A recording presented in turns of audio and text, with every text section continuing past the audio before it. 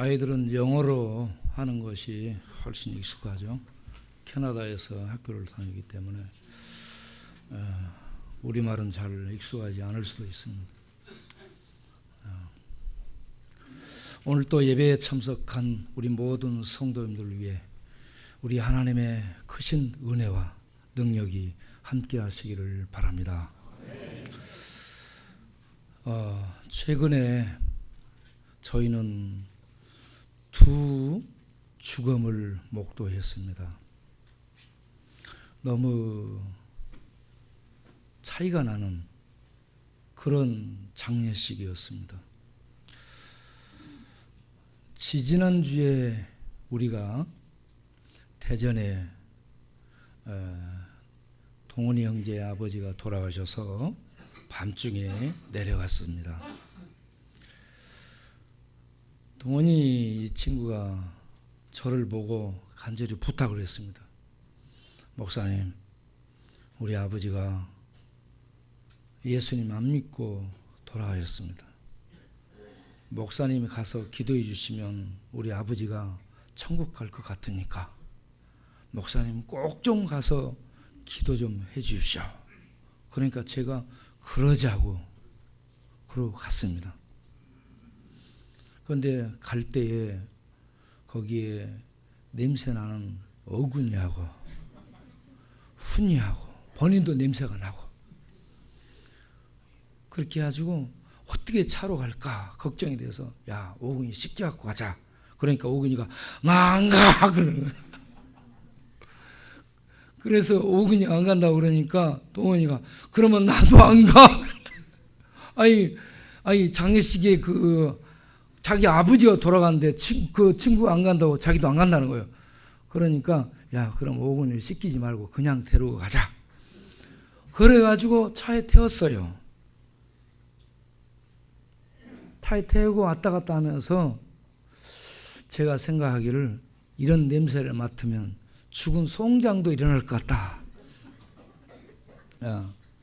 그런 냄새를 맡으면서 왔다 갔다 정말 고난을 당했습니다. 특별히 뒤에 계신 분들이 고난이 심했을 줄로 생각합니다. 그런데 내려가가지고요 하도 냄새가 나니까 그 장례식 치르는 가족들이 우리를 안으로 들이지 않고 밖으로 데리고 와서 밥 사주려고 그렇게 했습니다. 그래서 우리가 밖으로 나와 있었어요. 사진 한번 보여줘 보세요. 밖으로 쫓겨나 있는 상태입니다 지금. 오근이하고 훈이하고 얼마나 냄새가 나는지 몰라요. 지금 밖에 앉아 있어요. 쫓겨나가지고. 저렇게 있으니까 엄마가 와가지고 목사님 우리가 안으로 들어갑시다 해가지고 그 동생은 우리를요 저 방으로 인도하지 않고 밖으로 데려가 밥 사서 보내려고 했어요. 그런데 엄마가 오셔가지고 목사님 들어오세요. 그래가지고 우리가 방으로 들어가서 이렇게 밥을 먹게 됐습니다. 저 그때 갔던 멤버가 저기 앉아있는 사람들입니다. 저렇게 해서 거기서 기도를 해드렸죠. 기도를 해드리고 올라왔는데 동원이 친구가 장례 치르고 난 다음에 서울로 와가지고 제 방문을 두드렸습니다. 그래서 나갔죠. 그랬더니 보자마자 목사님이 기도해 주셨으니까 우리 아버지 천국 가셨겠죠? 그렇게 물어보는 거예요. 그게 이제 궁금해가지고 확인을 받기 위해서 온 거예요. 그래서 제가 분명하게 얘기할게. 그리고 말씀을 드렸습니다. 내가 장례식에 간 것은 동원이 이루하기 위해서 간 거야. 이미 죽은 다음에는 운명이 결정되기 때문에 우리가 돌이킬 수가 없어. 살아있을 때 예수님을 믿는 믿음을 가져야 되는 거야. 그 믿음으로 살다가 죽으면 천국 가지만 믿음 없이 죽게 되면 돌아가신 다음 아무리 기도를 하고 아무리 그의 이름으로 선행을 베풀어도 돌아가신 분은 전혀 혜택을 입지 못해. 그러니까 끝났어. 비행기가 떠나가 버린 것처럼 이미 끝난 거야. 그러니까 남아있는 사람이 예수님 믿고 또 안 믿는 사람들에게 전할 수 있어야 되는 거야. 너가 예수님 믿고 너 가족들, 남은 가족들에게 예수님을 전하도록 해라. 그러면서 얘기를 했죠. 안타까운 그러한 만남이었습니다. 그 친구가 머리 뒤통수를 긁으면서 떠나갔습니다. 그리고 지난주에 우리는 우리와 함께 생활하던 손원학 집사님 이렇게 보내게 됐습니다. 손원학 집사님이 속초 가서 바람을 맞았어요. 천식을 갖고 있던 분이 바닷바람을 심하게 맞으니까 확 병이 도졌습니다. 그런데 평소에 몸이 약한 분이라 그걸 치고 올라올 수 있는 체력이 바탕이 안 돼가지고 주저앉게 됐습니다. 그래서 몸에 이제 병이 깊어지면서 폐혈증이 왔어요. 그래서 병원에 입원했습니다. 입원해서 1차 우리가 병원 중환자실에 신방을 갔습니다. 1차. 네. 이거는 1차 때에 제가 기도하면서 이사야 41장 10절 말씀을 전해줬습니다. 두려워 말라. 놀라지 말라. 내가 나의 오른손을 붙들리라 라는 이러한 말씀을 전해줬습니다. 그러니까 눈꺼풀이 떨리면서 반응을 했습니다. 알아먹고요. 속이 가슴이 알아먹어가지고 헐떡헐떡하는 반응을 봤습니다.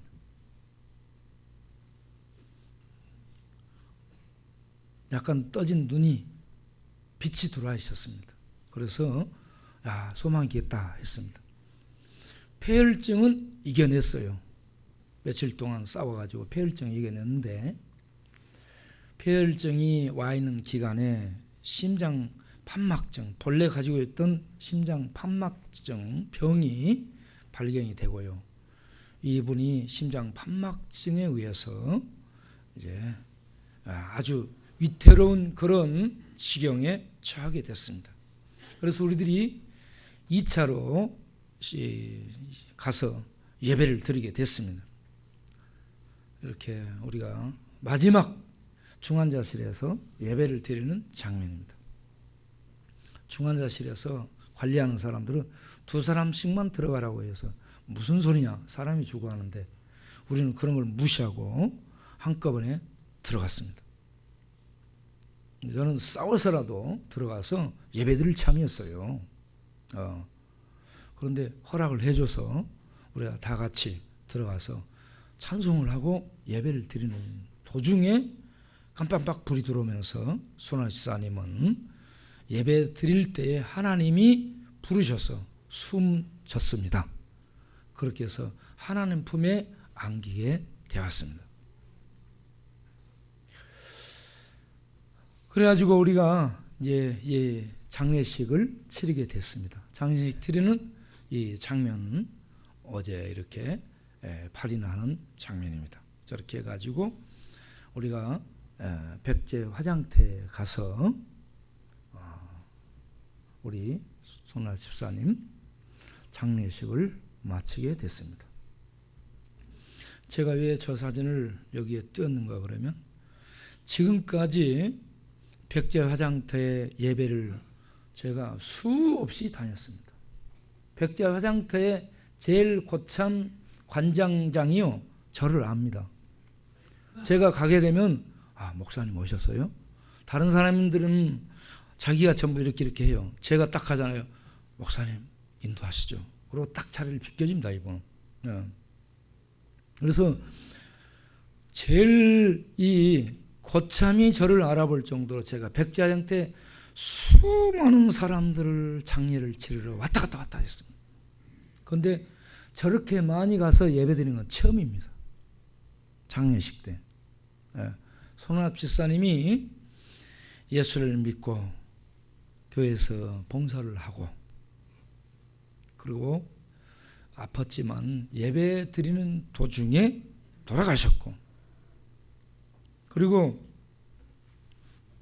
이렇게 많은 성도들이 또 형제들이 함께 해준 장례식이었기 때문에 참 복된 장례식이었다. 참 복된 장례식이었다. 여러분 앞에 말씀을 드리는 겁니다. 이렇게 두 사람의 장례식을 한 주 차이로 이렇게 맞으면서 깊은 생각들을 하게 됐습니다. 죽음이 뭔가? 죽음이 뭔가를 생각을 했습니다.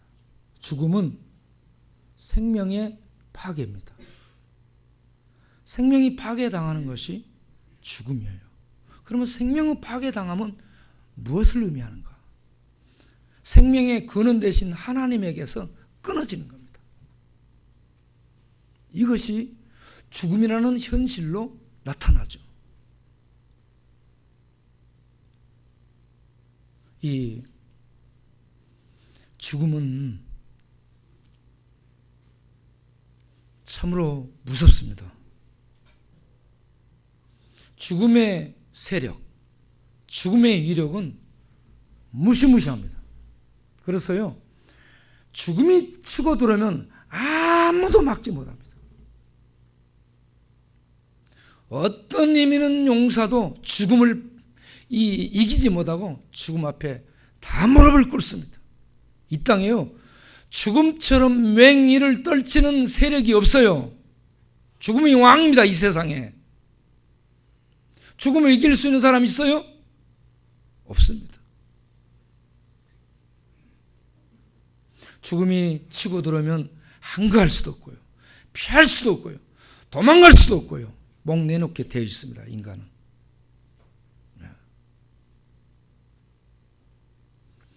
그런데 이 죽음이 무엇 때문에, 어떤 연유로 우리 인간 세계에 들어오게 됐는가? 바로 죄 때문에 죽음이라는 무시무시한 세력이 왕으로 들어와서 인간 세계에서 군림하게 된 것입니다. 죽음과 함께 그 위에 뒤에서 숭배를 받고 있는 존재가 흑암의 왕자 마귀입니다.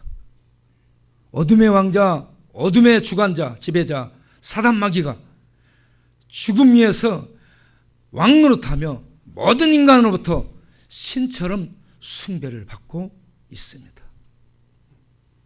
이러한 이 죽음과 사단 앞에 잡혀있는 인간은 살아있지만 불쌍한 겁니다. 죽음 아래에 있기 때문에 불쌍한 겁니다. 그래서 사람들이 죽음을 넘어선 영원을 사모하고 영원을 생각하게 됩니다. 그런데 이 영혼은 어디에 있습니까? 영혼이라는 이런 세계는 하나님의 세계를 말하는 것이죠. 영원한 생명의 세계, 그 영원한 생명의 세계는 인간들이 볼 수가 없습니다. 하나님께 속하기 때문에 그렇습니다. 영원한 세계의 주인공이신 하나님이 죽음 아래 갇혀서 사단을 숭배하고 빌빌거리다가 죽어가는 인간을 구원하시기 위해서 인간 세계에 개입해서 들어오신 사건이 하나님의 아들이 이 땅에 성육신하신 예수로 하나님의 아들이 인간 세계에 들어온 성탄입니다. 하나님만이 죄와 죽음의 문제를 해결하고 사단을 제압할 수 있는 능력이 있기 때문에 하나님이 이 세상에 들어오신 것입니다. 그렇게 해서 십자가에서 죽으시면서 죄값을 지불하시고 죽음을 파괴하시고 사단을 제압하셔서 죄와 죽음의 저주 가운데서 인간을 꺼내시는 구원의 길을 마련하신 것입니다. 네. 이 놀라운 사실을 성경은 진리라라고 말씀을 합니다. 이 진리신 예수님을 우리들이 아는 것, 이 예수님을 알고 믿는 것, 이것이야말로 가장 귀하고 가장 복된 것인 줄로 아시기를 바랍니다. 오늘 읽은 마가복음 1장 15절을 보게 되면 때가 찼고 하나님 나라가 가까이 왔으니 회개하고 복음을 믿으라 라고 말씀합니다.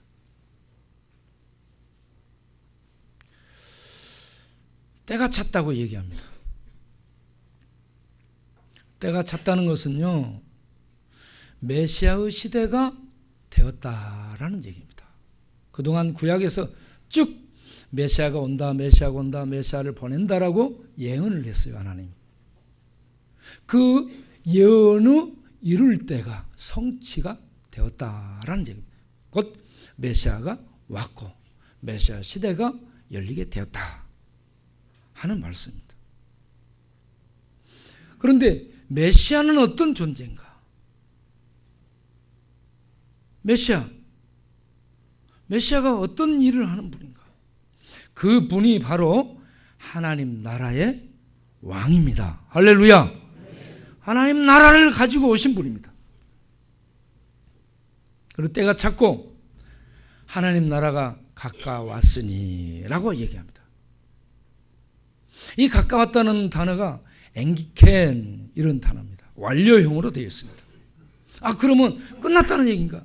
그런 것이 아닙니다.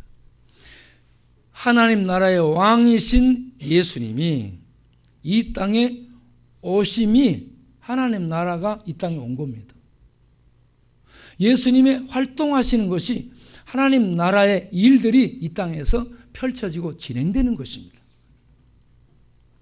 예수님이 있는 그곳에 하나님 나라가 완성된 거예요. 왕이신 예수님이 계신 그곳은 하나님 나라의 시작이며 하나님 나라의 존재이며 하나님 나라의 진행이며 하나님 나라의 완성까지 된 것입니다. 그래서 완료형으로 썼다고 보는 것이죠. 그러면 하나님 나라는 뭔가? 여러분, 하나님 나라는 세상 나라와 다릅니다.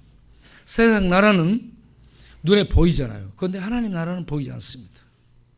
그래서 세상 사람들이 천국이 뭔데? 천국은 하나님 나라를 말하는 거야. 하나님 나라는 어디 있는데? 하나님 나라를 어떤 땅에 지경이 있는 경계선이 있는 그런 것으로 하나님 나라를 생각하기 때문에 하나님 나라가 어디 있는데? 이렇게 얘기합니다. 그런데 하나님의 나라는 이 땅에서 우리들의 눈으로 볼 수 있는 경계선이 없어요. 공간이 없다는 얘기죠. 공간도 없고요, 시간도 안 보입니다. 시공간을 초월해서 하나님의 통치가 이루어지고 있는 곳이 하나님의 나라다라고 얘기합니다. 예수님 왕이 오신 것은 하나님의 통치의 시작이고 하나님의 통치의 진행이며 하나님의 통치의 실현입니다. 거기에 인간 세계, 모든 인간 세계에 하나님의 나라가 임하고 시작됐고 또 성취가 되고 있고요.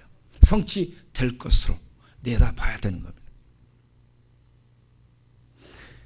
인간 세계에, 그래서 예수님이 이곳저곳에 다니면서 소경을 눈을 띄워주고 문둥병자를 깨끗하게 고쳐주고 중풍병자를 낫게 해주고 이런저런 귀신 들린 자를 내쫓습니다. 그러면서 회복을 시켜주는 거예요. 인간 세계에 구부러지고 뒤틀린 모든 것들을 회복시키고 영적 세계를 보여줍니다. 영의 세계. 예수님이 인간 세계를 회복시키고 다스리는 분일 뿐만 아니라 영의 세계, 보이지 않는 영의 세계, 영들이 사람들을 잡고 있습니다. 미칩니다. 영적으로 잡히면 구부러지고 자빠집니다. 제 기능을 못하게 되는 거죠. 이러한 영적 존재들을 예수님이 다니면서 전부 치료합니다. 예수님이 말씀하시면 왕의 권세 앞에 그런 어둠의 세력들이 다 소리치며 떠나가고, 하나님의 나라의 이 막강한 권세가 왕의 혈림을 통해서 사람들 사이에서 눈에 보이듯이 진행되고 나타나 보였습니다. 이렇게 하나님의 나라는 장소와 시간에 상관없이 예수님의 통치가, 다스리는 권세가 시행되는 곳에 악령들이 추방당하고 사람들이 뒤틀렸다 죽었다가 살아나면서 회복되는 것들로 하나님의 나라가 모습들이 보이기 시작한 것입니다.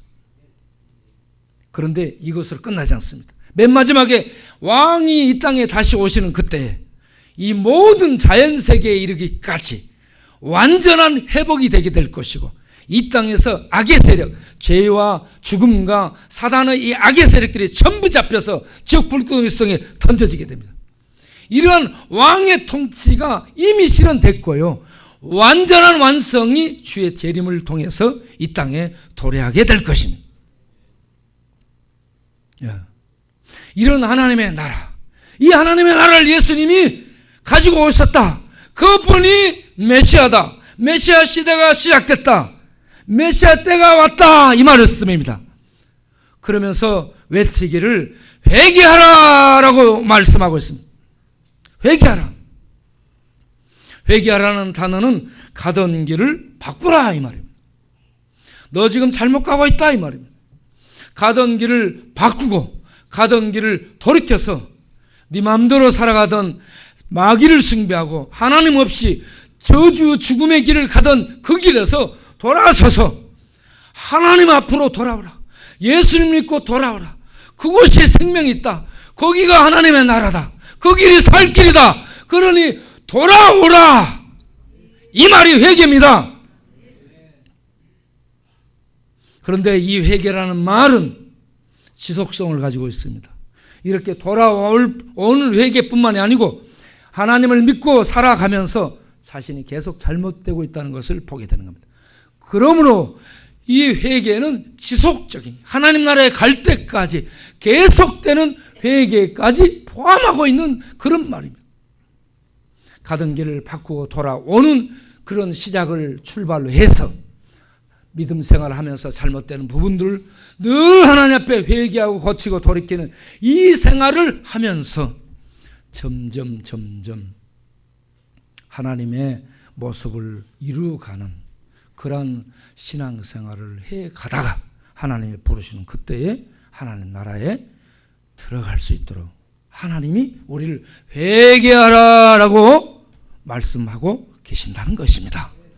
그래서 교회 다니는 사람은 예수님 믿고 돌이키는 거기에서부터 날마다 늘 어디에서든지 늘 회개하며 살아가는 모습이 나오는 겁니다. 세상 사람과 다른 점이 그거예요. 세상 사람은 회개할 줄 몰라. 반성은 해. 회개는 대상이 있는 거예요, 여러분. 반성은 자기 혼자 내가 잘못했는데 이러면 안 되지. 혼자 하는 것이 반성이에요. 회개는 하나님 앞에, 전능하신 하나님의 주 앞에서 주님 제가 잘못했습니다 인정하는 거예요. 그리고 가슴 치고 슬퍼하고 주님 말씀 듣고 돌아오겠습니다 하면서 주님 앞에서 돌이키는 이것이 회개죠. 이 회개가 우리가 죽어갈 때까지, 죽어 이 땅을 떠날 때까지 계속되는 것입니다. 믿는 사람에게 나타나는 특징이 회개죠. 회개하라. 그런 다음에 세 번째 강조점이 뭐냐? 믿으라는 말씀입니다. 할렐루야. 뭘 믿으라는 것인가? 믿는다라고 할 때 내용이 있어야 되는 거예요. 내용이. 교회 다니는 사람에게 너 뭐 믿냐? 그러면 야 이리 와 목사님한테 가보게. 이런 식으로 본인이 뭘 믿는지 대답을 해야 할 줄 알아야 되는데 그런 질문에 대답을 못하고 야 목사님한테 가보자 이러면 그거는 좀 이렇게 우리 이 동네 성도라고 말할 수가 없고요. 저 어디 조도에 있는 성도 우리들은 누가 물어보면 믿는 내용을 말할 수 있는 그런 성도님들이 되시길 바랍니다. 널 뭐 믿는데 뭘 믿는데 하고 물어보면 분명하게 대답해야 됩니다. 주는 그리스도시오. 따라서 합시다. 주는 그리스도시오. 살아계신 하나님의 아들입니다. 우리가 믿는 내용이 이겁니다. 예수는 그리스도 메시아요. 예수는 영원한 하나님의 아들 하나님이셔. 그분은 온 우주의 주이십니다. 이 믿는 내용을 내가 분명하게 갖고 있어야 되고 이걸 말할 수 있는 믿음이 있어야 되는 겁니다.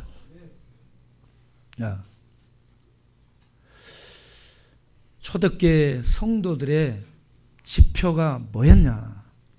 그들이 늘 하는 얘기가 뭐냐 하면은 길이라는 단어였습니다. 길. The way, 길이죠.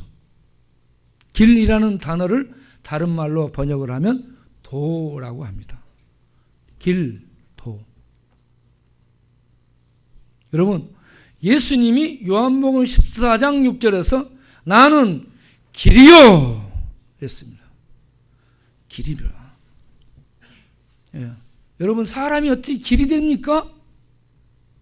사람이 어떻게 길이 돼요? 아스팔트 포장이 되고 오솔길이 되고 사람이 어떻게 길이 될 수 있어요? 사람은 길이 될 수 없습니다. 그러면 이 말은 무슨 말이에요? 이렇게 사람을 다른 어떤 것으로 비교해서 어떤 것을 설명하려고 하는 겁니다. 자, 하나님의 나라 보이지 않습니다. 하나님 보이지 않습니다. 그곳에 가는 길 보이지 않습니다. 보이지 않는 실체를 이 땅에 보이는 것들을 통해서 대비시켜 설명하기 위한 시도가 은유라고 합니다. 은유라는 단어가 메타포라고 얘기하죠. 메타포예요. 은유라는 것은요, 보이지 않는 것을 보이는 것들을 동원해서 설명하기 위해 동원되는 기법입니다. 하나님 나라 보이지 않아요.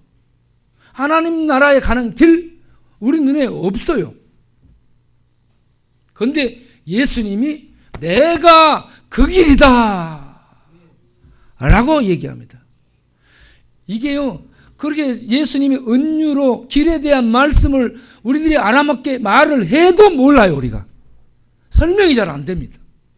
우리들의 이 용어 단어가 이렇게 제한돼 가지고 아무리 설명을 하려고 해도 설명하기가 어려운 것입니다. 영적 존재들이, 영의 세계가. 그런데 그것을 은유로 예수님이 설명을 해요. 내가 길이다. 내가 길이다. 그러면서 그 길에 대한 설명을 합니다. 나를 통하지 않고는 아무도 하나님 나라에 갈 수 없느니라. 예수님을 통해서 하나님 나라에 갈 수 있다. 그런데 다른 길은 없고 유일하게 오직 예수다라고 얘기합니다. 예수님 당신만이 하나님 나라에 들어갈 수 있는 유일한 통로, 길이라는 얘기죠. 그러면 그 길을 통해서 어떻게 간다는 얘기입니까? 바로 예수님을 믿는 것이 그 길에 들어서는 것이고 그 길을 가는 것이다. 할렐루야. 그래서 그 길을 받아들이며 그 길 대신 예수님을 진리는 하나님을 말하는 거예요. 진리로 받아들이며 그 진리신 하나님을 믿고 그 길을 들어서는 것이 곧 생명이라는 거죠. 나는 길이요 진리이며 생명이다. 이렇게 차근차근 설명을 하고 있는 겁니다. 생명, 이 영원한 생명이라는 얘기죠. 그리고 그 길을 가는 것을 그 도를 따른다라고 얘기를 하는 겁니다. 믿는다라는 것은요, 부적을 하나 들고 다니는 것이 아닙니다, 여러분. 어떤 종교 하나 갖고 종교 생활하는 것이 아니에요. 믿는다라는 단어 속에는 그 길을 가는 것입니다. 할렐루야. 그 길을 가는 것은 그 길을 따르는 거예요.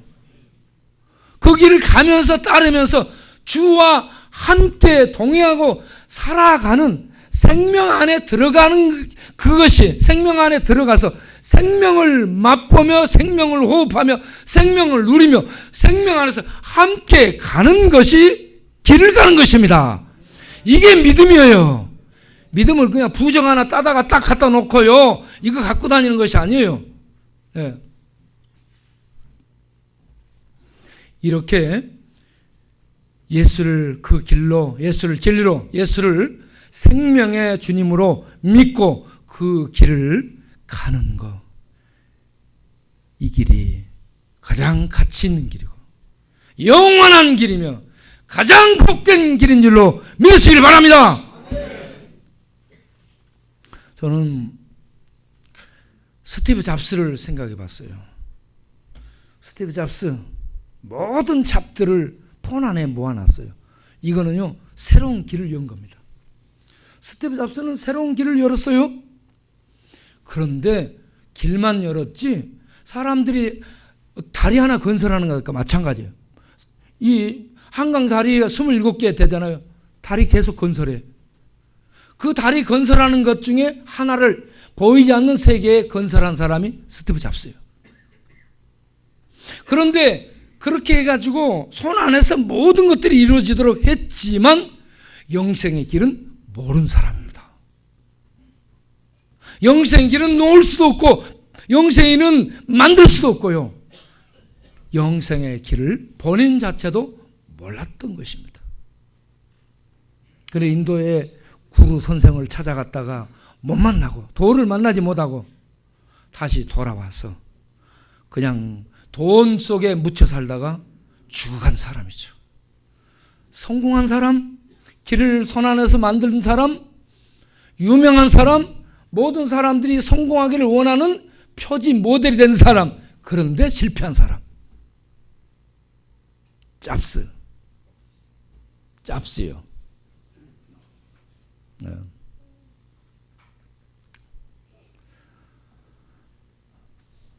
그런데 저는요, 이 잡스와 다른 사람, 두 사람을 소개하려고 하는 거죠. 그 길을 발견한 사람. 그 길을 발견한 사람. 가가와 또여 있고,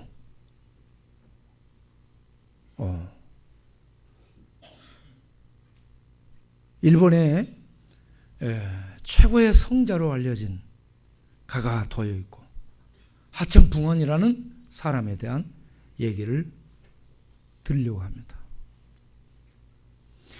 이 가가 도여 있고는요, 고위 공직자의 아들입니다. 고위 공직자가 기생에게서 첩에서 난 아들이에요. 그런데 아버지가 4살에 죽습니다. 어머니가 5살에 죽습니다. 그러니까 자기하고 전혀 상관없는 엄마 집에 들어가서 삽니다. 그리고 얼마나 힘들었겠습니까? 12살 때에 담 밑에 쪼그리고 앉아 있는데 어떤 전도 행렬이 북침에서 지나갑니다. 그래서 그 사람들에게 나 같은 기생 아들도 예수 믿으면 하나님의 아들이 될 수 있냐? 물었습니다. 그렇다. 누구든지 빈부귀천을 막론하고 예수를 믿으면 하나님의 아들이 된다. 그러니까 12살 때에 예수를 영접하고 교회를 다녔습니다. 그러다 19살 때에 고등학교를 졸업하면서 고베 신학을 들어갔습니다. 고베 신학교 2학년 때에 당시 유행하던 전염병 폐결핵에 걸리게 됩니다.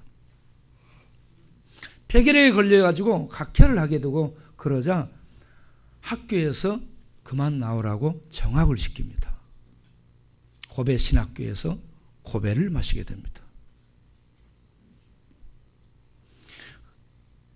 그런 다음에 교회에서도요, 당신 우리한테 전염될 수 있으니까 그만 나오라고. 교회에서도 그만 나오라고 합니다. 신학교에서도 못 나오게 하죠. 교회에서 그만 나오게 하죠. 그러니까 나를 이거 그리스도인으로 대접을 해주는, 받아주는 그런 사람을 만나지 못하면 내가 죽어버려야 되겠다 생각한 거예요. 여러분 얼마나 기가 막힙니까? 그래서 자살을 결심했어요. 죽어버리겠다고. 자살을 결심하고 이제 있는데 그 얘기를 누군가가 듣고, 그러면 자네 말이야, 저 북쪽에 있는 이 나가노 목사라고요. 나가노, 성이 나시고 이름은 가노. 나가노 목사를 한번 찾아가 보라고 얘기합니다. 그 북쪽 어떤 지방이냐면 가나사와 지방이에요. 가나사와 지방의 나가노 목사. 이 나가노 목사도요, 멋진 사람이에요. 그쪽 가서 자기가 신학을 졸업한 다음에 교회를 시작하는데, 동서남북 사방 100km 딱 중앙을 나눠가지고 100km 근방에 교회가 없는 곳을 딱 선정했어요. 교회가 없는 곳을 선정해가지고 거기 들어가서 애들 두느라고 자기 와이프하고 자기하고 4명이서 개청 예배를 드린 사람. 나가노, 나는 가노라. 아무도 없는 곳으로 나는 가노라. 교회가 없는 곳으로 나는 가노라. 그래가지고 거기 가서 교회를 개척했는데 5년이 넘도록 성도 하나 오지 않습니다. 요즘 개척교회 어렵다 하죠. 그때도 어려웠습니다. 5년이 넘도록 아무도 안 하는데요, 수요일 저녁에 한 청년이 들어왔어요. 오랜만에 이제 한 청년이 와가지고 얼마나 좋아했는데, 예배를 드리고 나서 밥 먹으면서 이 청년이 밥상 앞에서 피를 토해버리는 거예요. 그래서 전염병, 이 폐결핵 환자네, 어떻게 하지? 망설입니다. 그러나 그 나가노 목사님이 그걸 다 이렇게 닦아주고 다시 밥상을 차려다 줍니다. 거기에서 처음으로 자기를 받아준 그리스도인을 만나게 됐습니다. 거기에서 회복이 일어나게 됩니다. 치유가 일어나게 됩니다. 그래서 고베 신학교를 졸업하게 돼요. 고베 신학교를 졸업한 다음에 나 같은 죄인을 살려준 하나님 은혜에 감사합니다. 그러면서 이 친구가 고베의 빈민굴 속에 들어갑니다. 도쿄 빈민굴 속에 들어갑니다. 그래가지고 빈민들을 대상으로 해서 사역을 쭉 펼쳐가다가 중국에 가서도 중국 빈민굴 속에 들어가서 사역을 하게 됩니다. 그래서 아주 일본이 추앙하는 그런 사람이 됐죠. 우리가 예수님을 믿어서 구원을 얻고 생명을 얻었다면 예수님이 가신 그 길을 가야 되는 겁니다. 할렐루야. 어제도 우리 신방대원들과 또 나누면서 제가 마태복음 9장을 얘기했습니다. 예수님이 이 땅에 오셔서 예루살렘에 가 주루 사회에 이 성공한 사람들을 만나지 않고 그 사이에서 버림받은 창기와 세리 죄인들 속에 들어가서 먹고 마시고 친구 돼서 그들과 함께 그들을 하나님의 은혜의 세계로 인도하는 이 욕먹는 삶을 계속 살아갑니다. 그러다가 나중에 잡혀서 뺨을 맞습니다. 그러다가 욕을 먹습니다. 그리고 안 죽을 만큼 맞습니다. 그리고 십자가에 못 박혀 저주 속에 죽입니다. 하나님이셔요, 여러분. 예수님이 누구예요? 하나님이 이렇게 대우당하면 됩니까? 안 됩니까? 그런데 하나님이 죄인들 속에 들어가서 뺨 맞고, 여러분 뺨 요즘 한 대 때리면 100만 원이에요. 예? 뺨 때리면 가만히 있을 사람 있어요? 손 들어봐요. 있을 사람. 내가 뺨 한번 때려볼게.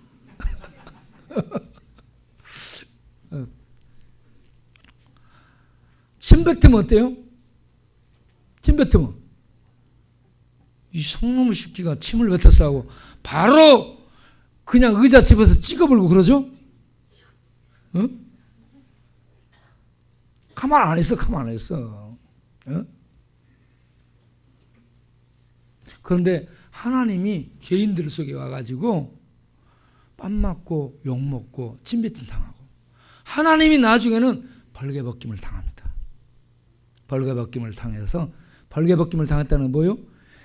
아주 수치스럽고 부끄럽게 했다는 겁니다. 온 세상 앞에 예수님이 십자가에 못 박힌 것은요, 옷 입고 못 박힌 게 아니에요. 벌개벗김 당해가지고 못 박힌 겁니다. 벌개벗김. 얼마나 창피스럽게 합니까? 창피를 드러내는 거죠. 하나님이 이렇게 저주 속에, 부끄러움 속에 인간들에게 두들겨 맞고 죽어가는데 무엇 때문에? 우리를 사랑하기 때문에, 우리를 살리기 위해서. 그 은혜를 입었다면 우리가 이제는 그 길을, 그 생명의 길을 예수님을 따라서 묵묵히 갈 수 있는 성도가 되어야 될 줄로 믿습니다.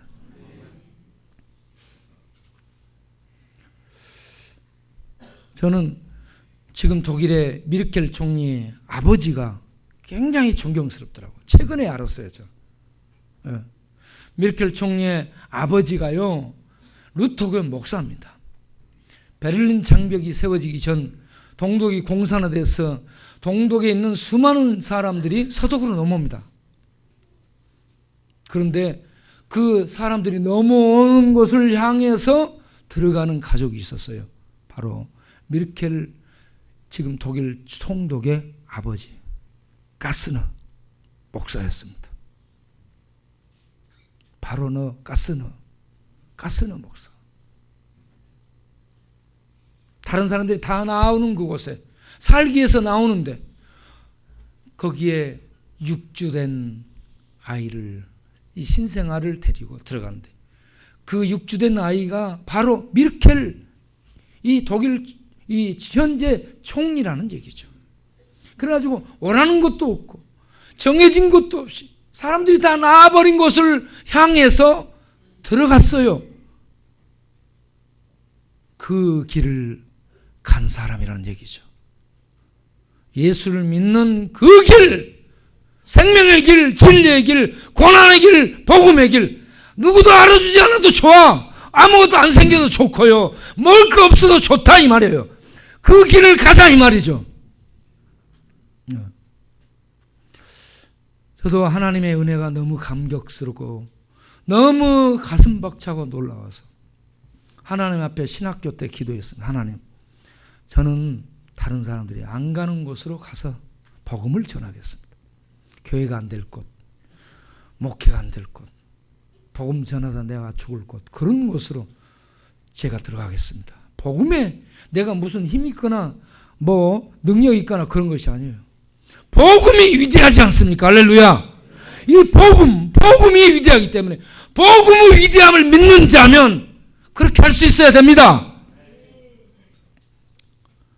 제가 이곳에 들어와서 사역을 하는데 온누리교회 하영조 목사님이 저를 불렀어요. 온누리교회로 들으라고. 내가 당신을 선교사로 임명해서 다 대줄 테니까 들으라고. 그런데 내가 거부했어요. 거절하고 나온 사람이에요. 내가 그런 어떤 성공을 추구했다면요, 기회다. 그래가지고 거기서 들어가서 열심히 공부하고 준비하고 해가지고 거기서 어떤 뭐 자리를 얻든지 했을 수 있을 거예요. 저는 이런 지혜에 거절하고 나온 사람입니다. 왜? 하나님이 저에게 준 길, 그 길을 고난 속에서 묵묵하게 하나님의 능력을 믿기 때문에 그 길을 가기 가기 위해서 나온 것이죠. 그리고 기도하면서 몸부림치면서 가고 있는데, 여러분, 제가 왜 중독자들을 가까이 하고 왜 중독자들과 늘 같이 어울리는가 이해가 안 될지 모르겠어요. 목사님 왜 중독자들을 좋아하고 우리는 안 좋아하는가? 여러분 좋아해요. 사랑합니다. 그런데 중독자들을 버릴 수가 없다는 거죠. 세상이 버리고 가족이 버리고 자신도 자기를 버린 그 사람들을 우리마저 냄새난다고 더럽다고 버리고 멀리하고 못오게 하고 그러면 어떻게 합니까? 저는 그들이 변화 안 돼도 좋아요. 변화되기를 바라고 변화되기를 위해서 기도하고 있죠. 그런데 변화돼가지고 이들이 이렇게 변화돼서 이렇게 됐습니다 하고 세상에 내놓을 수 있으면 얼마나 좋습니까? 그런데 그렇게 못 내놔도 좋아요. 중독자들 변화 안 돼도 보듬고 가겠다는 거예요. 보듬고 가다가 그렇게 끝난다 할지라도요. 변화가 안 되고 그렇게 끝난다 할지라도 보듬고 가자. 낑낑대며 가자. 고난의 십자가라면 그걸 감당하면서 짊어지고 가자 이 말이죠. 예?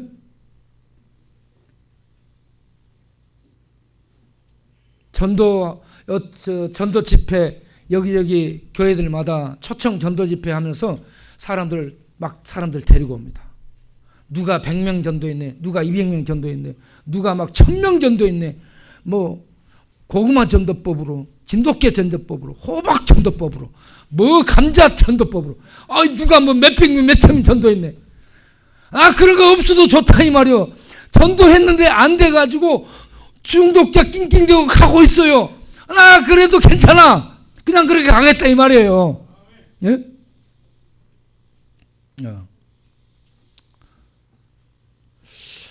여러분, 제가 지금 무슨 얘기 하는지 알겠죠? 우리가 복음을 받아들이고 복음을 살아가며 복음의 그 길을 가자. 할렐루야. 네. 자, 시간이 돼서 저보고 설교를 오래 한다 해서 이제 마치도록 해야 되겠는데, 여러분, 우리가 이 땅을 사는 하나님이 우리를 데려가지 않고 살게 하는 지금 살려주고 있는 이 기회가 왜 주어진다고 생각해요? 바로 준비하는 기회로 우리에게 70, 80평생을 살게 하신다는 겁니다. 뭘 준비해야 될까요? 예수는 그리스도, 예수는 하나님의 아들로 믿는 이 믿음을 가지고 젊어서는 노후를 준비하고 건강할 때는 아플 때를 준비하고 살아있을 때는 죽음 이후를 준비해서 죽음으로 끝나지 않고 죽음 이후에 영원한 하나님의 심판인데 이 심판을 대비하는 눈이 열려야 되는 겁니다. 이때에 하나님의 심판이 너무너무 무서워서 사람들이 뭐라고 얘기해요? 바위야 내 위에 떨어져서 저 어린 양의 진노에서 나를 좀 가려다오. 그런데 바위도 가려주지 못합니다. 하나님의 이 불심판, 하나님의 공의의 심판을 그 무엇도 가릴 수 없어요. 어디로 피할 수 없습니다. 그때 딱 피해 줄 수 있는, 우리를 가려주는 거 하나 있습니다. 예수 그리스도의 피입니다. 할렐루야. 그래서 이 땅에서 예수를 믿으시고 예수 그리스도의 피 아래 피하는 믿음의 사람들 되시기를 바랍니다. 기도하겠습니다.